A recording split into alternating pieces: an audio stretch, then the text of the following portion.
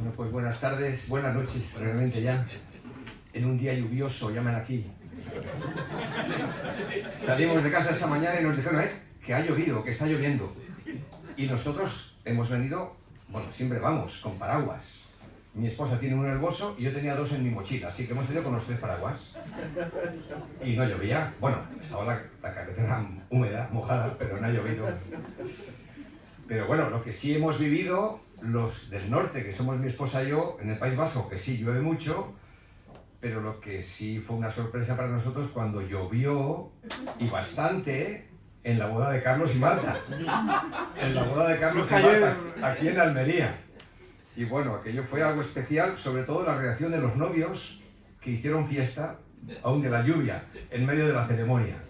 Así que bueno, pues estamos muy contentos de estar aquí y de veros, y de comprobar el amor de Cristo, la unidad de las iglesias, la comunión de los santos. José y Piedad, una alegría veros desde Archena, estáis aquí. Pues venía a mi memoria cuando cantábamos y cantábamos la expresión generaciones en una de las alabanzas, de lo que hablamos el año pasado, ya sé que no es el tema de hoy, pero hablamos de la transmisión generacional, de cómo hacer que nuestros hijos y los hijos de nuestros hijos puedan crecer en el Señor, en la familia y en la iglesia y en la sociedad donde están. Y hablábamos de lo que nos enseñan los ingenieros forestales, de que un árbol plantado en el claro de un viejo bosque crece con mucha más fuerza que si lo plantas solo en el campo abierto. Pudiera parecer que es al revés, pero no.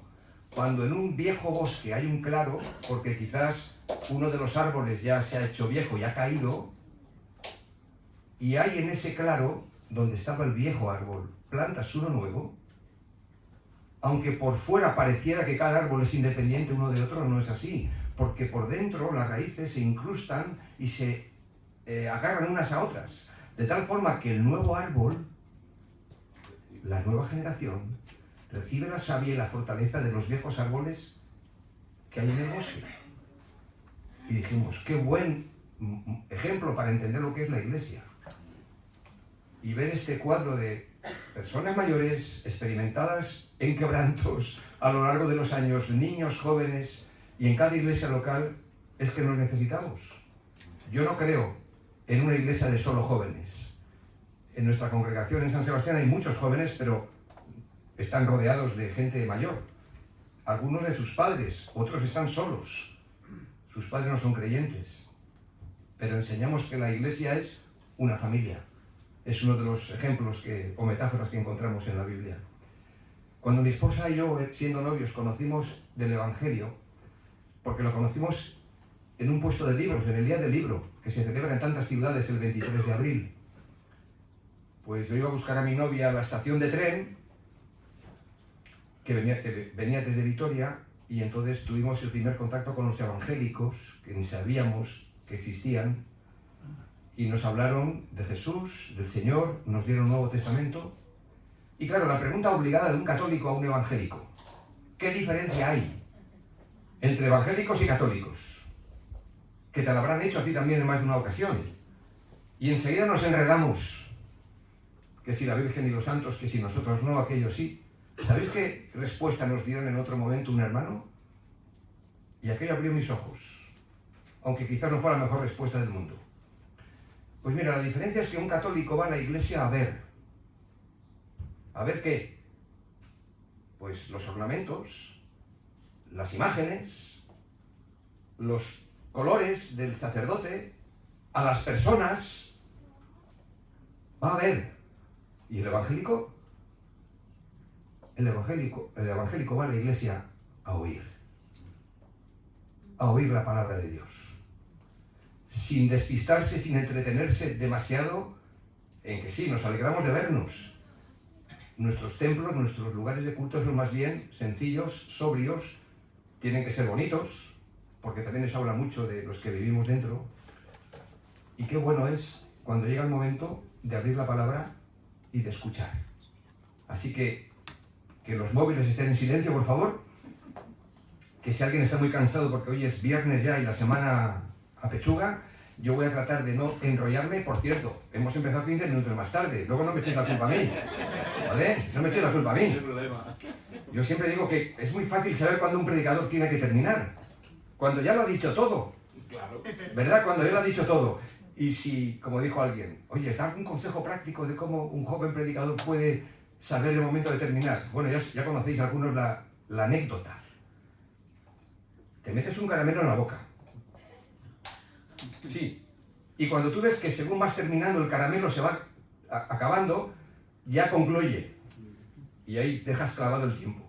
Así que este joven, o mejor dicho, este experimentado pastor, estaba enseñando a los nuevos predicadores a que no se enrollaran. Espero no enrollarme yo. Y les dejó con un caramelo en la boca al empezar la predicación. Así que sube el primer candidato, el primer hermano, un joven, a predicar. Y efectivamente, él va notando que según va hablando, se le va acabando el caramelo. Y ya va terminando. Conclusión, fenomenal. 35, 40 minutos. Sube el segundo. Otro domingo. Lo mismo. El caramelo le dice que se tiene que acabar el sermón. Y termina. Sube el tercero. Pasa media hora. Pasan 45 minutos. Pasa una hora. Y sigue predicando. No porque fuera malo lo que estaba diciendo, pero no se acababa el mensaje. ¿Y qué le habrá pasado a este? Decía el pastor. Así que cuando se bajó y que todavía no se le había acabado el caramelo después de hora y media, le pregunta, pero muchacho, ¿qué ha pasado contigo? ¿No has terminado ya en tu boca el caramelo? Dice, no, todavía lo tengo aquí. Dice, ¿cómo que todavía lo tienes? A ver, enséñamelo. Se lo enseña y era el botón de la chaqueta. Que se lo había metido a la boca. Bueno. Ayer os mandé trabajo para hacer en casa. No os voy a decir si lo habéis hecho, pero ¿cómo explicarías y apoyarías con respaldo bíblico, lo tenéis aquí en el dorso del cuaderno, que Jesucristo es el único y suficiente Salvador? Para poder explicar nuestra propia fe, ¿vale? Para hoy tendremos otra pregunta, que es el tema 2, para llevaros a casa. Explica en tus propias palabras el texto lema de estas conferencias en Colosenses capítulo 3, verso 2. Así que vamos a leer este texto en su contexto de todo el capítulo 3. Así que vamos a buscar en nuestras Biblias el capítulo 3 de Colosenses. Como dije ayer, el tema de ayer y de hoy estará basado en Colosenses, los de mañana y pasado en Romanos. Y Colosenses capítulo 3 dice así: Si pues habéis resucitado con Cristo, buscad las cosas de arriba, donde está Cristo sentado a la diestra de Dios. Poned la mira en las cosas de arriba, no en las de la tierra. Porque habéis muerto, y vuestra vida está escondida con Cristo en Dios. Cuando Cristo, vuestra vida, se manifieste, entonces vosotros también seréis manifestados con Él en gloria. Haced morir, pues, lo terrenal en vosotros: fornicación, impureza, pasiones desordenadas, malos deseos y avaricia, que es idolatría, cosas por las cuales la ira de Dios viene sobre los hijos de desobediencia, en las cuales vosotros también anduvisteis en otro tiempo cuando vivíais en ellas. Pero ahora, dejad también vosotros todas estas cosas: ira, enojo, malicia, blasfemia, palabras deshonestas de vuestra boca. No mintáis los unos a los otros, habiéndoos despojado del viejo hombre con sus hechos, y revestido del nuevo, el cual, conforme a la imagen del que lo creó, se va renovando hasta el conocimiento pleno, donde no hay griego ni judío, circuncisión ni incircuncisión, bárbaro ni escita, siervo ni libre, sino que Cristo es el todo y en todos. Vestíos pues como escogidos de Dios, santos y amados, de entrañable misericordia, de benignidad, de humildad, de mansedumbre, de paciencia, soportándoos unos a otros y perdonándoos unos a otros, si alguno tuviere queja contra otro. De la manera que Cristo os perdonó, así también hacedlo vosotros. Y sobre estas cosas, todas estas cosas, vestíos de amor, que es el vínculo perfecto, y la paz de Dios gobierne en vuestros corazones, a la que asimismo fuisteis llamados en un solo cuerpo, y sed agradecidos. La palabra de Cristo mora en abundancia en vosotros, enseñándoos y exhortándoos unos a otros en toda sabiduría, cantando con gracia en vuestros corazones al Señor, con salmos e himnos y cánticos espirituales, y todo lo que hacéis, sea de palabra o de hecho, hacedlo todo en el nombre del Señor Jesús, dando gracias a Dios Padre por medio de Él. Así sea. Amén. Si Juan 3:16 es un buen resumen del Evangelio de la Salvación, Juan 3:16, pues un buen resumen del Evangelio de la Santificación sería Colosenses 3:16. Fácil de asociar. La palabra de Cristo more en abundancia en vosotros. Y no hemos leído los versículos 18 al 25, que evidentemente tiene que ver con la vida práctica, en el entorno más íntimo y cercano como es el matrimonio, la familia, etc. La vida de santificación, la vida práctica, la vida que produce el Espíritu Santo, que ha sido derramada en nuestros corazones desde el momento en el que creímos en Jesucristo como único y suficiente Salvador. ¿Por qué llamamos Espíritu Santo a la tercera persona de la bendita Trinidad? Porque su ministerio precisamente consiste en producir en nosotros santidad. Espíritu Santo, cambio de vida, vida agradable al Señor. Hay en vuestras notas, para que podáis tomar nota y podamos juntos aprender más, vamos a estar enfocados en 4 aspectos o 4 puntos cardinales que yo llamo de la vida de santificación. Antes, recordamos lo que vimos ayer. Eso es. ¿Alguien me puede ayudar en el resumen que hicimos ayer en cuanto enfocados en la salvación? ¿Podemos ponerla? Eso es. Mientras tanto, hagamos un repaso. Un sábado completo. Tenemos los hijos de Dios un Salvador completo. En segundo lugar, ¿qué más tenemos? Por gracia. Una salvación completa. En tercer lugar, un perdón completo. Y en cuarto lugar, una victoria completa. Entiendo que se están grabando las conferencias y todo eso está desarrollado ahí. Muy bien. Pues esto es lo que estuvimos viendo ayer. Y hoy vamos a ver la santificación basada en Colosenses capítulo 3 del 1 al 17. Y vamos a considerar lo que yo llamo aquí los 4 puntos cardinales. En primer lugar, ya que el tema es focus, enfocados, nos vamos a enfocar hacia arriba. En las cosas de arriba, versículos 1 al 4. Mirad lo que dice. Si pues habéis resucitado con Cristo, buscad las cosas de arriba, donde está Cristo sentado a la diestra de Dios. Poned la mira en las cosas de arriba, no en las de la tierra, porque habéis muerto y vuestra vida está escondida con Cristo en Dios. Cuando Cristo, vuestra vida, se manifieste, entonces vosotros también seréis manifestados con Él en gloria. Así que un primer enfoque hacia arriba, para decir que el cristiano es por definición una persona que ha resucitado con Cristo, como también vimos ayer. Este es el punto culminante de todo lo que el apóstol ha venido diciendo hasta aquí en relación a la carta, porque se habían introducido falsas doctrinas en cuanto a este y otros muchos temas.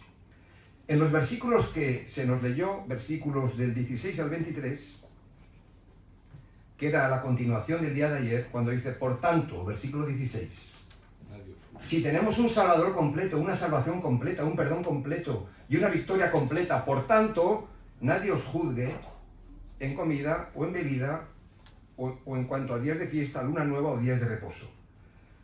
En estos versículos que se nos ha leído antes, se nos dice cómo no tenemos que vivir. Es muy importante saber en esta vida cómo no tenemos que vivirla, para no hacernos daño ni hacer daño a los demás. ¿Cómo no tenemos que vivir? Pues el contexto y el texto dice que no tenemos que vivir siguiendo las pautas legalistas de los falsos maestros que tratan de imponer sus normas de comportamiento y conducta, en un decálogo de mandamientos e instrucciones que son muchas veces generalmente añadidas a lo que la palabra de Dios nos dice, ahogando así la libertad que tenemos en Cristo. Así es como no tenemos que vivir. El legalismo mata la vida en el espíritu. Hay otras maneras de matar la vida, por supuesto, pero el legalismo también lo hace. Y tampoco tenemos que vivir siguiendo la corriente de este mundo conforme a los bulos, las falsas filosofías, engañosas doctrinas, como vimos ayer. Ahora, a veces es fácil decir cómo no tenemos que vivir. Pero si no damos una alternativa a esto, la gente va a vivir como no queremos. Y pensando también en nuestros hijos. En cualquier casa tiene que haber normas, tiene que haber prohibiciones, tiene que haber principios, reglas. En la Biblia hay mandamientos, donde Dios dice claramente no.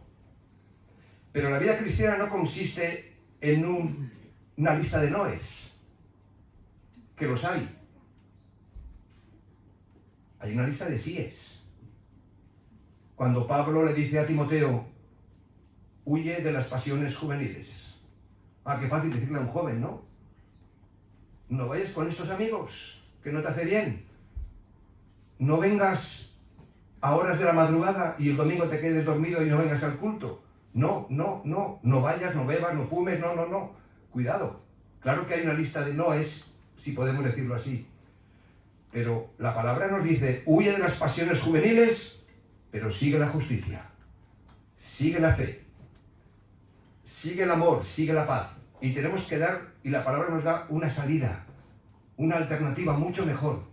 Pero aquí primero nos dice cómo no tenemos que vivir, de acuerdo a las normas legalistas, ni tampoco a los bulos y noticias que nos llegan. Entonces, si habéis resucitado con Cristo, comienza el versículo 1, ¿cómo tenemos que vivir? Pues de acuerdo a la nueva vida que ahora tenemos en Él. Así de sencillo y así de complejo a la vez. Tenemos que vivir de acuerdo a la nueva vida que tenemos en Cristo. ¿Cómo? Es bueno hacerle preguntas al texto cuando algo no entendemos. Y a otros textos de la Escritura. Porque la Biblia se interpreta a sí misma. Este es un principio básico.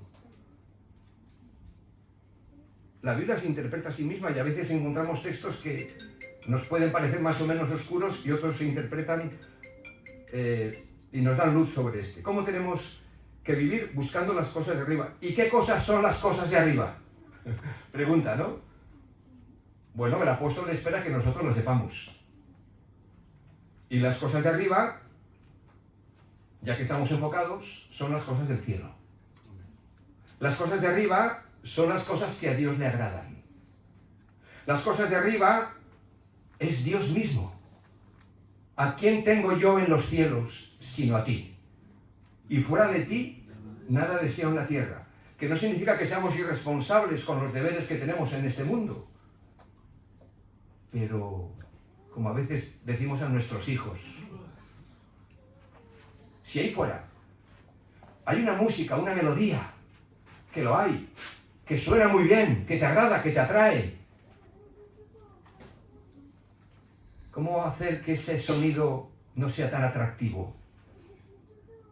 O que los colores, las tentaciones, atracciones de este mundo no sean tan fuertes. Difícil negarse, difícil no ceder, si no hay una música mejor aquí dentro. Pero cuando hay una música, cuando hay un motivo mejor y mayor por el cual vivir, ¿a quién tengo en los cielos sino a ti? Y fuera de ti nada deseo en la tierra. Buscar las cosas de arriba es buscar el reino de Dios y su justicia. Por buscar otro texto, Mateo 6:33. Buscar las cosas de arriba es buscar la dirección del Espíritu y el fruto que Él da. Gálatas 5:22 y 23. Buscad, dice el texto, buscad. Es un verbo en tiempo presente. Buscad continuamente, constantemente, día a día, las cosas de arriba. Buscad la dirección de Dios y su voluntad para vivir en conformidad con ella. Esto produce vida de santidad. Esto produce un caminar que agrada a Dios. El segundo verbo, que es parecido, versículo 22, versículo 2 dice, poned la mira. Esto ya nos centra aún más. Poned la mira en las cosas de arriba, no en las de la tierra. Repite el concepto. Nos habla de enfocar nuestra meta y nuestra mirada en Cristo Jesús. Hebreos 12:2. Puestos los ojos en Jesús. Antes de que nos ha venido hablando, todo el capítulo 11 de Hebreos también nos invita a mirar, a aprender, a imitar lo bueno y desechar lo malo de todos esos hombres y mujeres que han corrido esta carrera antes que nosotros. Todo el capítulo 11 de Hebreos. Y a todos estos hombres y mujeres, donde también están incluidos nuestros padres espirituales, nuestros padres y abuelos que nos hablaron de la palabra, en muchos casos, de nuestros pastores. A todos ellos los tenemos que mirar de vez en cuando. Pero a Cristo Jesús lo tenemos que mirar siempre. Puestos los ojos en Jesús. Poned la mira, enfocaros en las cosas de arriba, no en las de la tierra.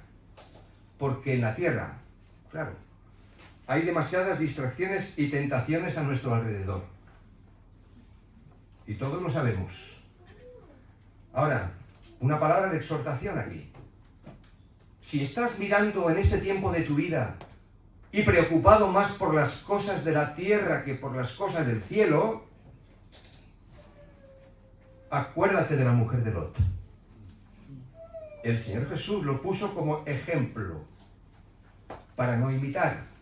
Él mismo dijo, acuérdate de la mujer de Lot, que no quiso enfocarse, que no quiso abrazar las cosas espirituales y fue convertida en estatua de sal como testimonio para la humanidad por causa de su carnalidad. Ahora vengamos a nuestro tiempo más presente.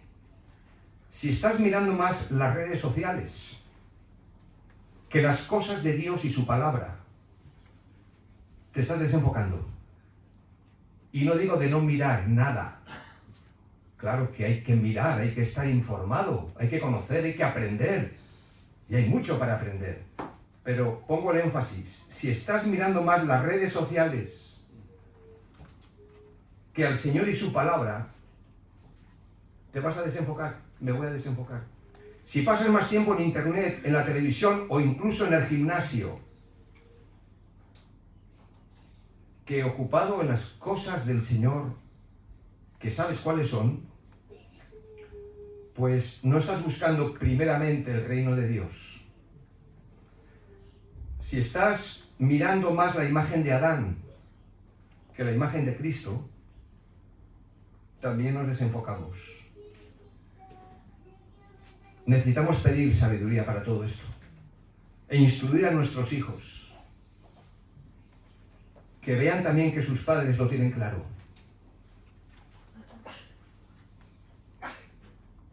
Tenemos varios testimonios en nuestra iglesia de padres que cuando sus hijos eran pequeños los traían a la iglesia, aunque fueran obligados en según qué momentos. Pero esos hijos crecieron, se hicieron grandes y ahora es el día que algunos de ellos empujan a sus padres para que vengan, porque sus padres se han ido o nos podemos ir desviando y centrar más nuestra preocupación en las cosas de la vida. Claro que hay muchas preocupaciones en este mundo y necesitamos cada vez más mirar al cielo. ¿Por qué? ¿Por qué esta insistencia? ¿O por qué este énfasis? Versículo 3. Porque habéis muerto. Como dijo el pastor Sambali ayer.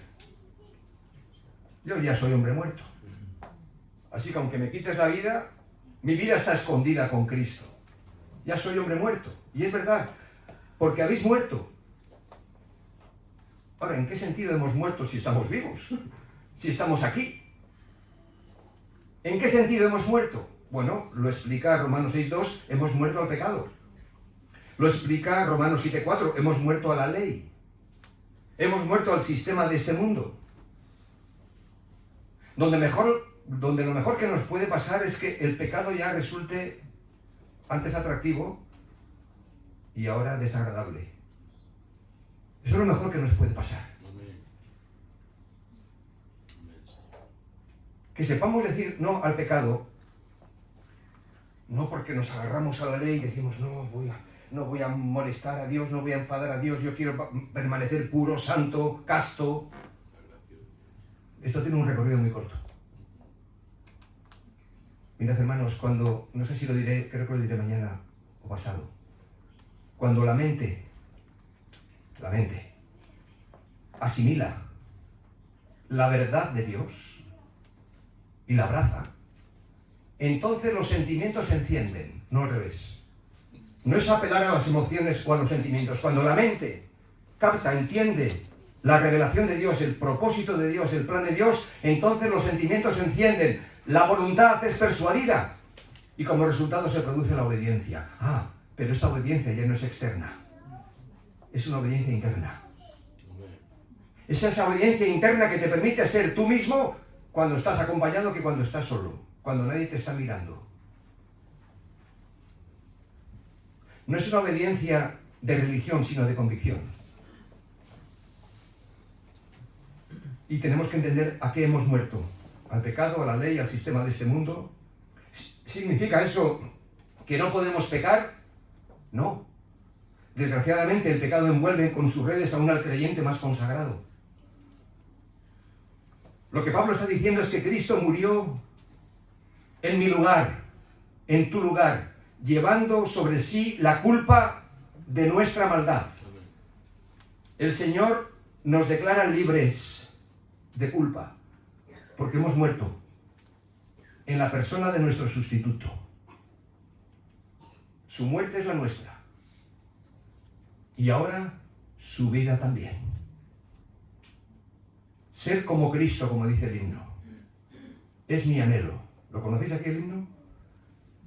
Ser como Cristo, ser como Cristo, es mi anhelo, ser como Él, en el camino de aquí al cielo, es mi anhelo, ser como Él.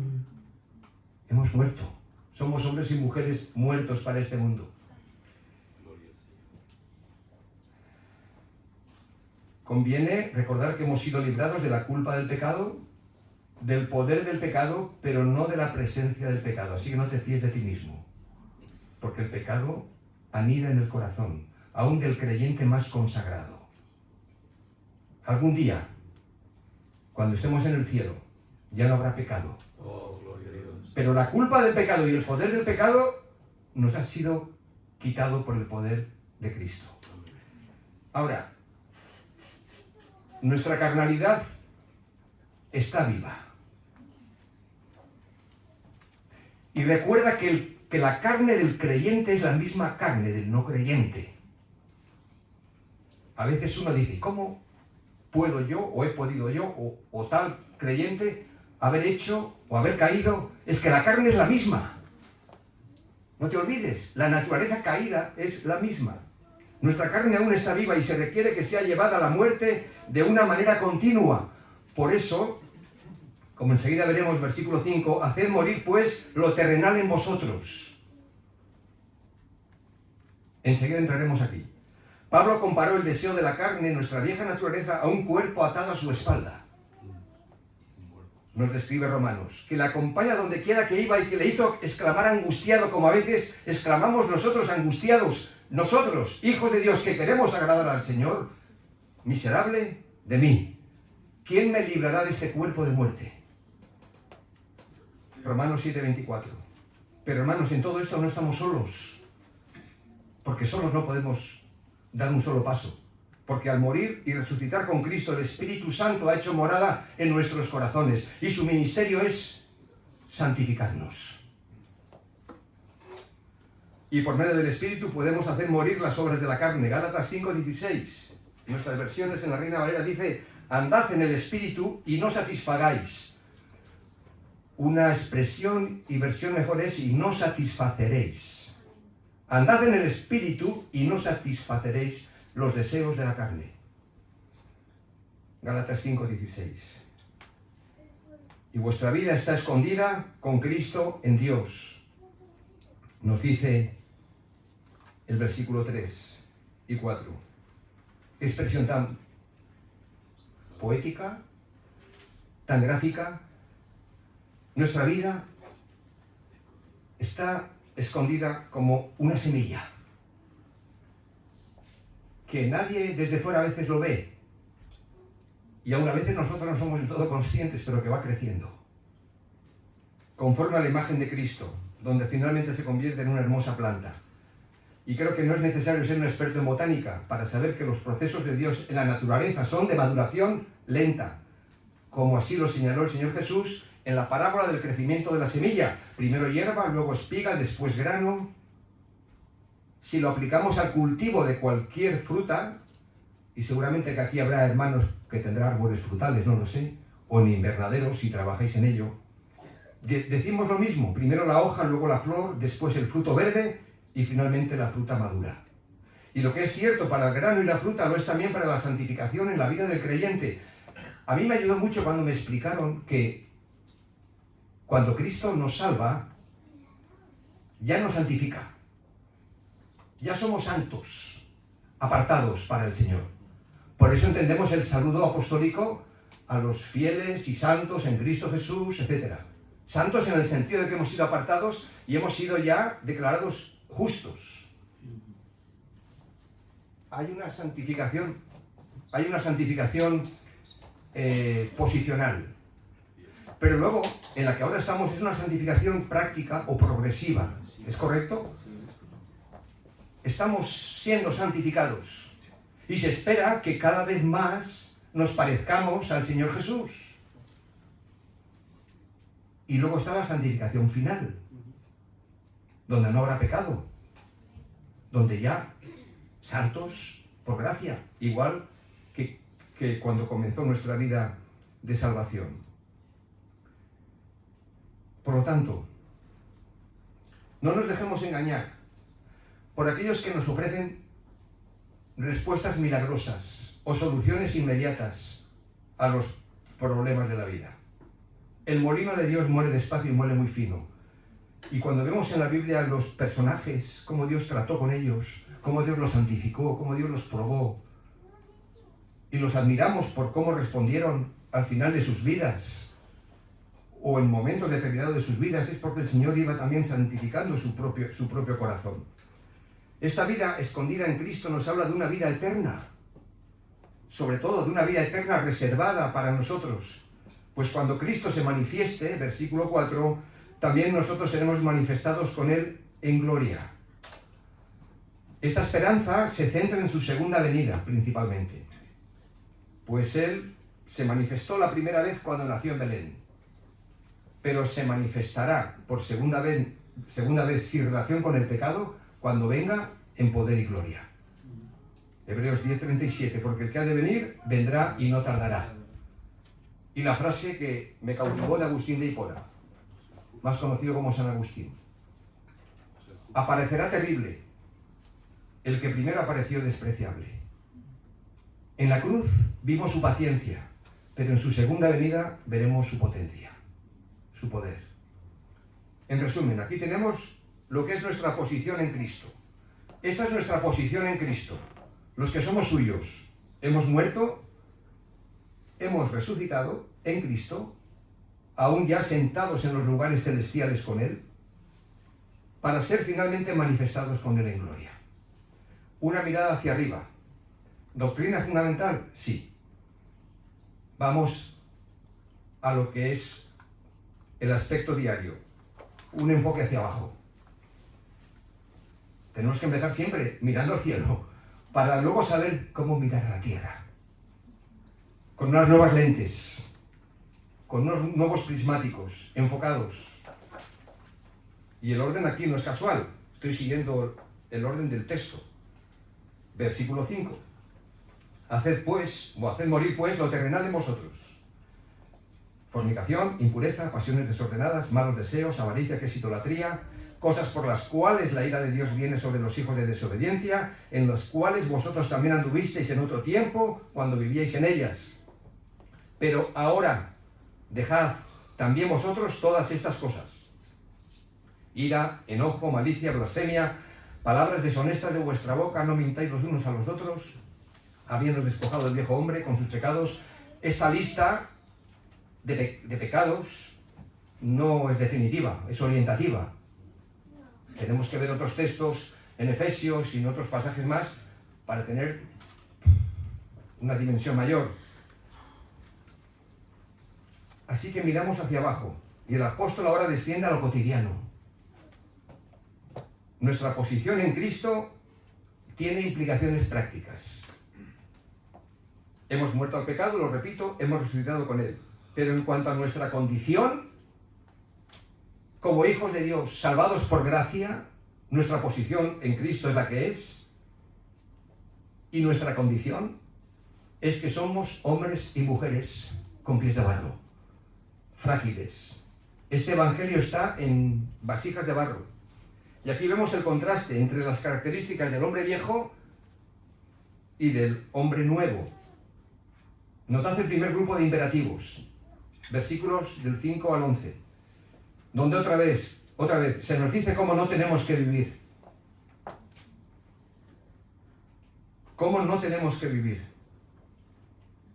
Vivimos muchos de nosotros así en el pasado. La idea es que ahora no estemos viviendo como vivíamos antes, pero cuidado, hacer morir es un tiempo en presente continuo, como luego veremos. Así que no nos dejemos engañar por nuestro corazón, pensando que ya no vamos a caer.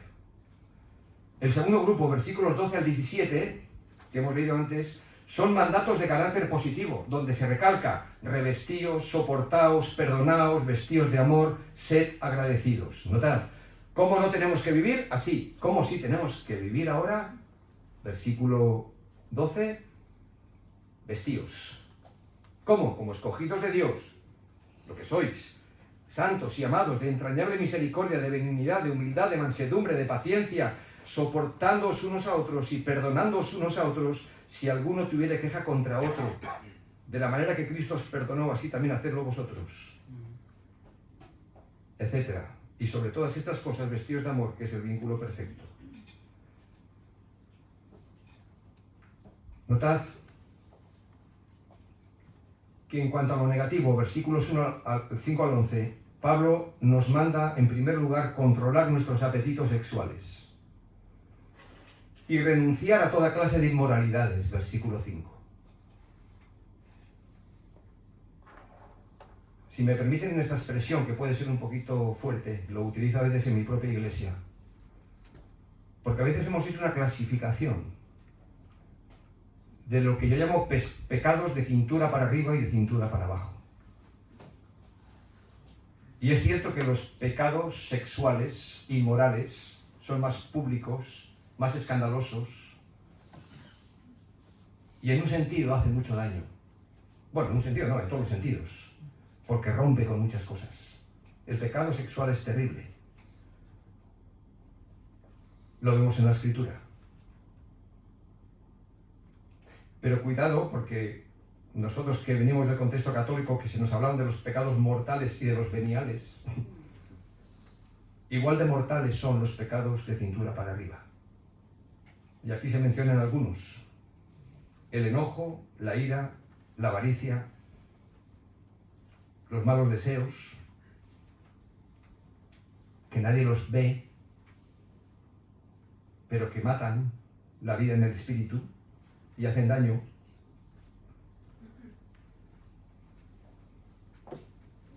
Controlar nuestras lenguas, versículos 8 y 9, y renunciar a todo tipo de conversación nociva. Está aquí. Controlar nuestra lengua y renunciar a todo tipo de conversación nociva. Versículos 8 y 9, así como los versículos anteriores de los apetitos sexuales, renunciar también a toda clase de inmoralidades.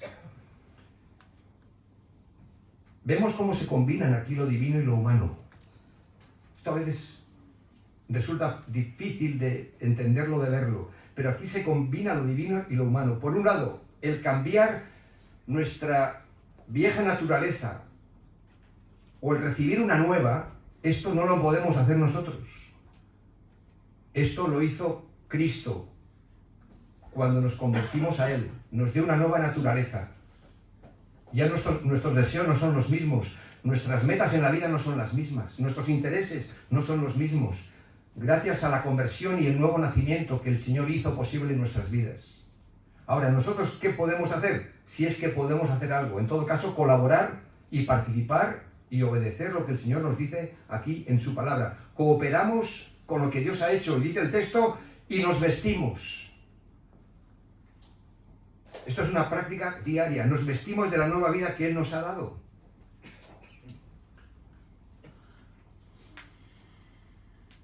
¿Cómo podríamos definir lo que es la santidad?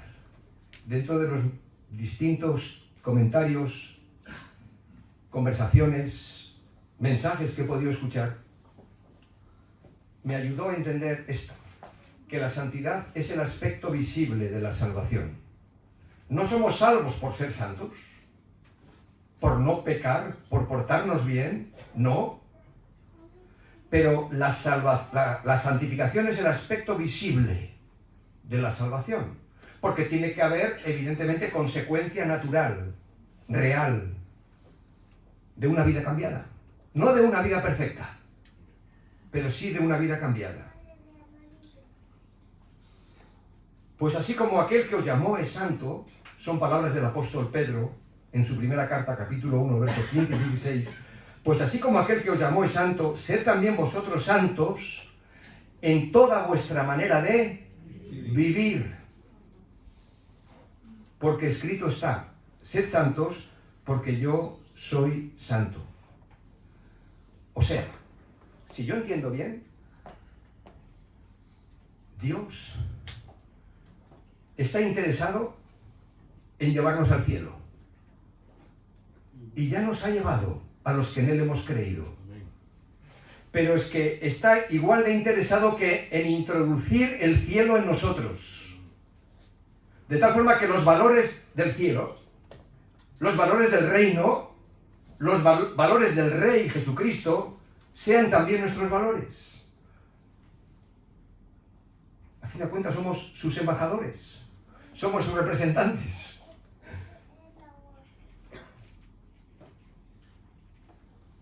Y el Señor nos manda a despojarnos de todo lo malo que hemos enumerado y ponernos una ropa nueva. Versículos 9 y 10. Una ropa nueva. Versículo 10 dice, revestido de nuevo, el cual conforme a la imagen del que lo creó, se va renovando hasta el conocimiento pleno. Así que mirar primero hacia arriba, las cosas de Dios, su reino, su palabra, nos va a permitir tener más luz para enfocarnos en las cosas de aquí abajo, en nuestra lucha diaria, en nuestro combate diario con el diablo, con nuestra propia carne, naturaleza caída, y con el mundo.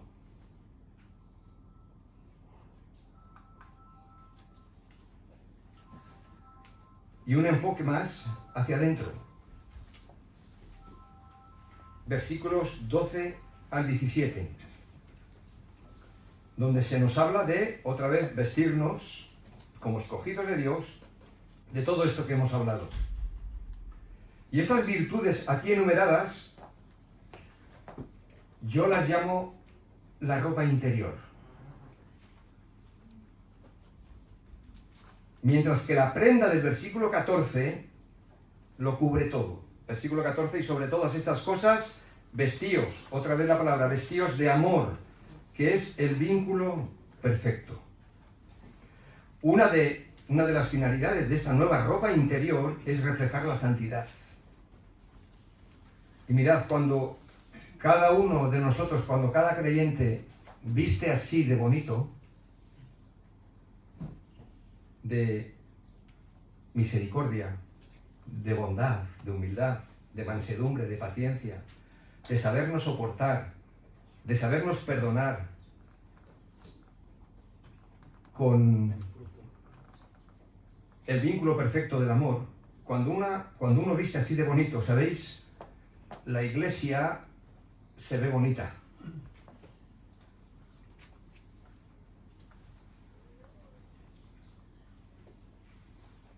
cuando estamos trabajando, igual que vosotros aquí, con la evangelización, por llevar el evangelio a nuestra sociedad, a nuestros amigos, a nuestros vecinos.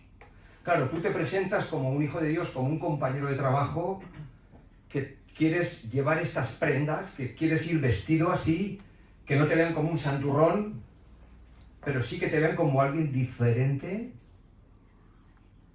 por tu manera incluso de hablar, no solamente porque no emplees tacos, sino porque igual sabes estar ahí cuando otros se han marchado y sabes acompañar a alguien cuando lo está pasando mal, aunque no sea creyente, pero es un compañero. En nuestra experiencia personal, yo sé que en cada caso es distinto. Resulta que, bueno, está en la Escritura, no es un invento nuestro, que una de las mejores maneras de dar testimonio a quienes se acercan, no solamente a la iglesia, sino ante cualquier acto que hagamos público en la calle, ya no es tanto verte a ti o verme a mí como un creyente aislado, que sí, que te pueden ver diferente, pero no saben muy bien quién eres, pero cuando ven una comunidad entera, vestida así, por gracia de Dios, eso tiene no solamente un atractivo, sino que tiene un poder. El poder de Dios obrando en medio de la vida de su pueblo. Una iglesia que vive en armonía y en unidad, en resumen, una iglesia que vive en armonía y en unidad, tiene ya buena parte del testimonio ganado delante del barrio y de la sociedad. Sí. Porque aunque no entiendan, como nos pasó a nosotros cuando fuimos a la iglesia por primera vez, no entendíamos mucho, pero sí veíamos y entendíamos que ahí había algo que nosotros no sabíamos muy bien lo que era. Que luego entendimos que era el amor de Dios, la obra de Cristo, de unidad. Y el amor es el vínculo perfecto, como enseguida veremos. Como digo, una de estas finalidades de nuestra ropa interior es reflejar la santidad. Y cuando uno viste así de bonito en el día a día, en su casa, qué importante es el hogar. Hermanos, a veces la iglesia no puede resucitar lo que el hogar ha enterrado.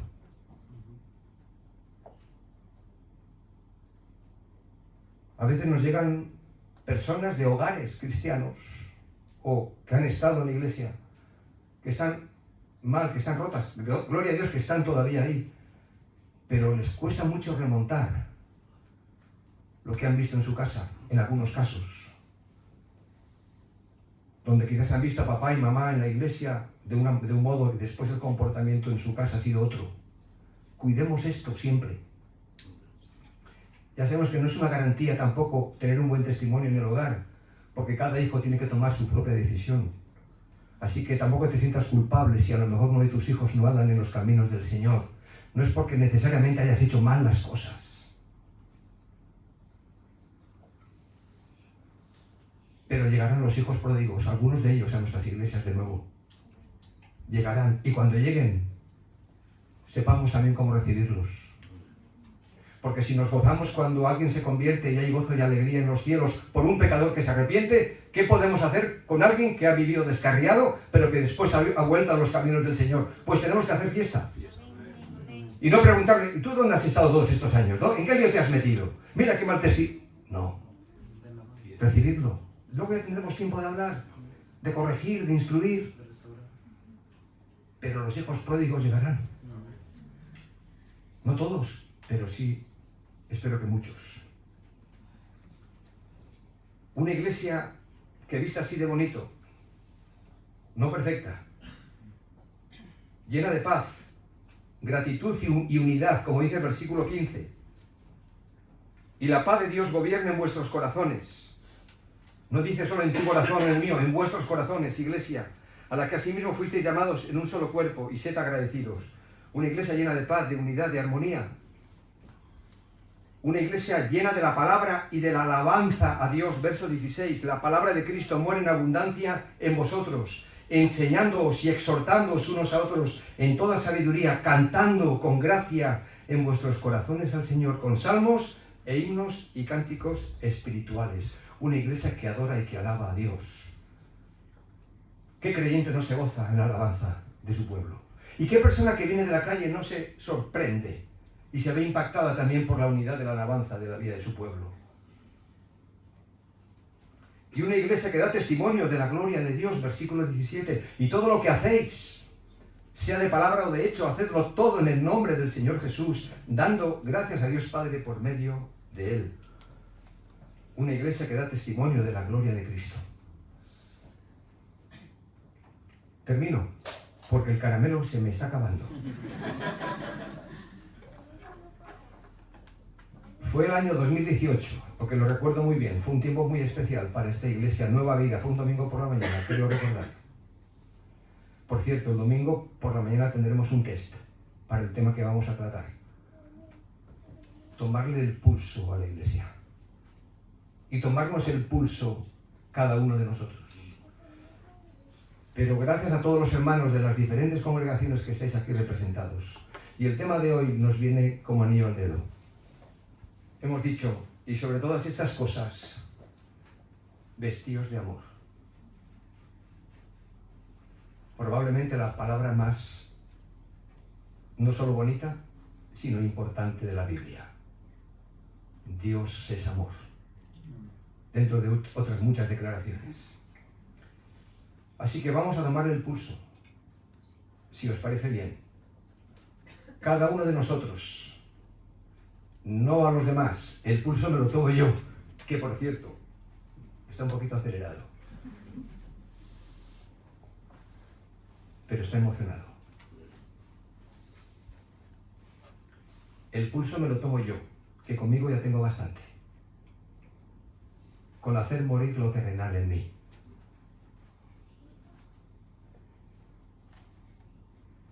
Tenemos un capítulo impresionante del amor en la Biblia. Sabéis muy bien cuál. Primera de Corintios, capítulo 13. Que está justo entre dos capítulos polémicos, 12 y 14, tema de los dones, tema del desorden en la iglesia de Corinto. Y justo ahí, el Señor a través del apóstol nos muestra un camino más excelente, el mejor. Porque habrá siempre cosas difíciles a veces de gestionar. A veces no sabremos muy bien cómo saber perdonar, no sabremos a veces muy bien cómo saber soportar. Nuestra mansedumbre a veces perdemos los papeles. La misericordia a veces no está tan presente. Todas estas prendas con las que nos tenemos que vestir son muy importantes. Pero aquí también el apóstol deja lo mejor para el final. Vestíos de amor, que es el vínculo perfecto. Pues vamos a 1 Corintios 13. Y nos vamos a tomar el pulso. No importa que en el 2018 lo hayamos tomado. Esto es como ir al médico. Hay que ir de forma regular, porque hoy puedes estar bien, con la tensión bien, y mañana tienes la tensión alta, o te descubren algo nuevo. Así que con la vida espiritual pasa lo mismo. Así que no me canso de repetir esto si os resulta repetitivo.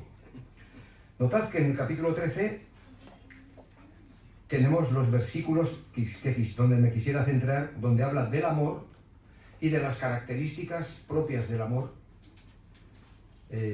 Versículos 4 al 8 que dice, el amor es sufrido, es benigno. El amor no tiene envidia. El amor no es jactancioso, no se envanece, no hace nada indebido, no busca lo suyo, no se irrita, no guarda rencor. El amor no se goza de la injusticia, mas se goza de la verdad. Todo lo sufre, todo lo cree, todo lo espera, todo lo soporta. El amor nunca deja de ser. Pero las profecías se acabarán, cesarán las lenguas y la ciencia acabará. Pues ahí donde estás con tu Biblia abierta, o con tu tablet o tu móvil, lo que tengas, ponte de pie, por favor. Ya sé que estabais esperando ahora de mirar en otra dirección, ¿no? No os quiero dejar en blanco ahí. Si miramos hacia arriba y miramos hacia abajo y miramos hacia adentro, ¿hacia dónde tenemos que mirar después? Hacia afuera. Hacia afuera. Este será el tema del domingo por la tarde. Este será el tema del domingo por la tarde en que estoy. ¿Vale? Y ahora, esto también es para el pastor. Will, todos aquí nos tomamos el pulso, ¿vale?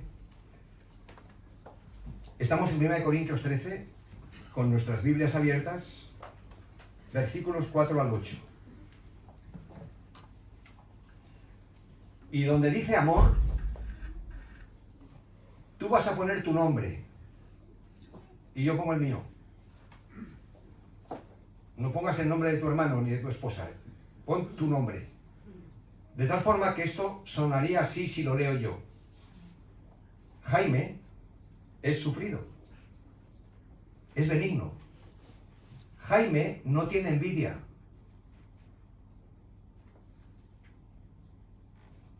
No es jactancioso. Jaime no se envanece. Cada vez que aparezca la palabra amor, tú pones tu nombre. ¿Entendido? Vale. Pues ahora vamos a poner en voz alta, cada uno con nuestro nombre. No importa el murmullo, tú te escuchas a ti, te tomas el pulso a ti, yo me lo tomo a mí. Y esto sonaría más o menos así si, por ejemplo, leemos solamente el versículo 4. Venga, dice: Jaime es sufrido, es benigno. Jaime no tiene envidia. Jaime no es jactancioso, no se envanece. Muy bien. Solamente lo he escuchado aquí casi a Pepe. Tiene la tensión alta, ya lo sé. Vamos a levantar la voz. Escúchate bien. Repetimos de nuevo el versículo 4. Venga. Jaime es sufrido, es benigno. Jaime no tiene envidia. Jaime no es jactancioso, no se envanece. Muy bien.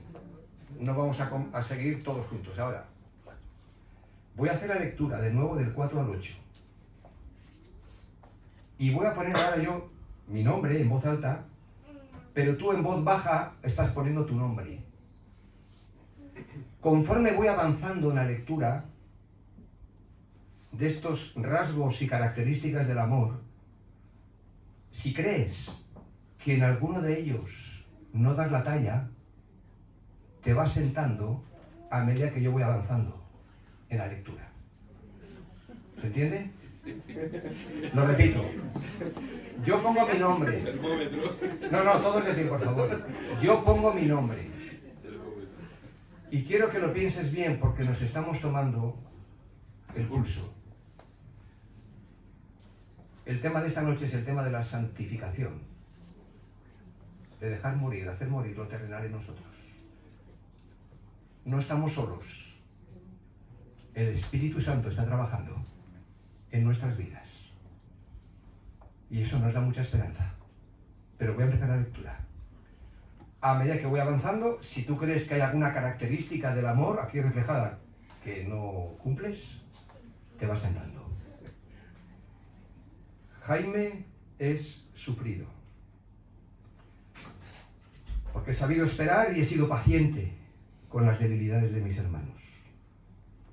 Jaime es benigno. Siempre he tenido un trato de bondad hacia los demás, y en especial a los que me han tratado mal. Jaime no tiene envidia. Se alegra con los éxitos de otros. Jaime no es jactancioso. No se envanece. Es humilde. Jaime no hace nada indebido. No tiene nada de qué avergonzarse. Jaime no busca lo suyo. Jaime no se irrita. No guarda rencor. Nunca se enfada. Jaime, recuerda poner tu nombre ahí también, no se goza de la injusticia, sino de la verdad. Jaime todo lo sufre, todo lo cree, todo lo espera, todo lo soporta. Jaime nunca deja de amar. Ahora, ¿cómo te sientes tú al poner tu nombre aquí? Porque todos os habéis sentado. Yo también. Te diré cómo me siento yo. Mal. Me siento avergonzado. Porque frente a lo que Jesús ha hecho por mí y a mi favor, me doy cuenta que no doy la talla. Que no llego, que no alcanzo, que no puedo. Pero al mismo tiempo, no me desespero. ¿Por qué? Porque puedo poner otro nombre en mi lugar, que me da aliento, que me da empuje hacia adelante, que me ayuda a vivir la vida cristiana, a pesar de haber caído, de haber tropezado, de haber fracasado una y mil veces. Esto no es el final de la historia. Voy a repetir la lectura, pero voy a poner otro nombre en mi lugar. Y tú también lo vas a poner en tu lugar, este nombre.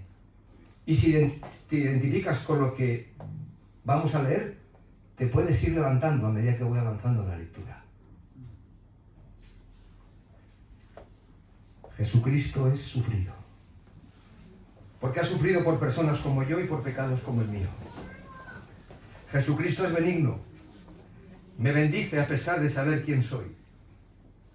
Jesucristo no tiene envidia, no es jactancioso, no se envanece.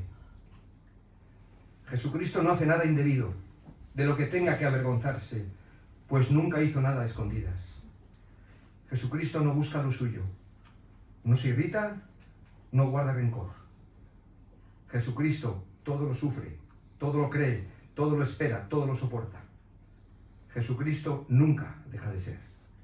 Su amor hacia mí no ha cambiado. Hacia ti tampoco. Y es un amor eterno y para siempre. Señor, te alabamos y te damos gracias por el Evangelio. Este Evangelio glorioso de tu gracia, esta buena noticia de salvación y de perdón. Señor, gracias porque sigues contando con tu pueblo para llevar adelante tu plan en tu reino.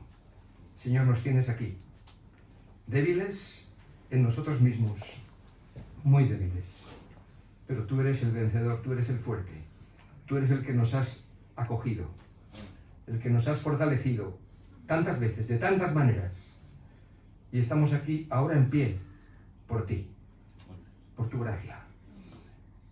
Señor, gracias porque nos miras por medio de la obra perfecta de Cristo, porque delante de ti y con nuestros pecados no nos podemos sostener. Pero tú eres santo, tú eres Dios, y te alabamos por ello.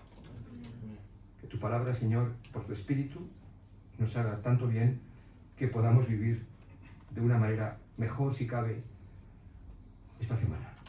En tu presencia,